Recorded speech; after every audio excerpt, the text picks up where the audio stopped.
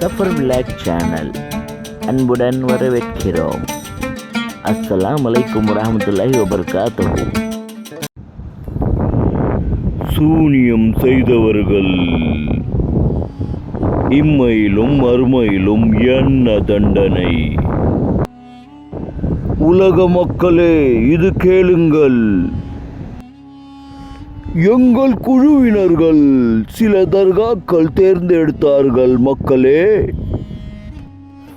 சூனியத்தால் பாதிக்கப்பட்ட மக்களை நாங்கள் சந்தித்தோம். 25 வயதில் சூனியத்தால் பாதிக்கப்பட்ட ஒரு பெண்மணியை நாங்கள் சந்தித்தோம். அந்த பெண்மணியை நாங்கள் கேட்டோம், உங்களை சூனியம் யார் செய்தார்கள்? கனவில் தான் நாங்கள் அவர்களை பார்த்தோம். எங்களை சூனியம் செய்தவர்களுக்கு மிக கொடுமையான முறையில் நாங்கள் பார்த்தோம். அவருடைய சொந்த பந்தங்கள் அவர்கிட்ட நெருங்க முடியவில்லை. அழுவிவிட்டது உடம்பு. அவருடைய உடம்பில் துர்நாற்றம் வீச ஆரம்பிவிட்டது. பூமியிலேயே நரக வேதனையில் உயிர் பிச்சை கேட்கிறார்கள் கடவுள்கிட்ட. மக்களே, உலக மக்களே, சூனியம் செய்பவர்களே, இது கொஞ்சம் கேளுங்கள். அவர் பெற்றெடுத்த பிள்ளைகள் அவர்கிட்ட நெருங்க முடியவில்லை. பணத்தால் எது வேண்டுமானாலும் செய்யலாம் நினைக்கும் என்று நினைக்கும் மக்களே, இதை கேளுங்கள்.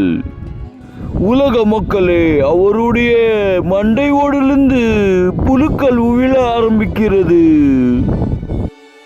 மர்மையில் என்ன மாதிரி தண்டனையாக இருக்கும் என்று நாங்கள் மூதாட்டியை கேட்டோம். மக்களே, உலக மக்களே, உலக மக்களே, உலக மக்களே, என் தோழர்களே, என் தொப்புள் கொடி உறவுகளே, மர்மை நாளில் உங்களுடைய உடல் உறுப்புகள் பேசும். மக்களே,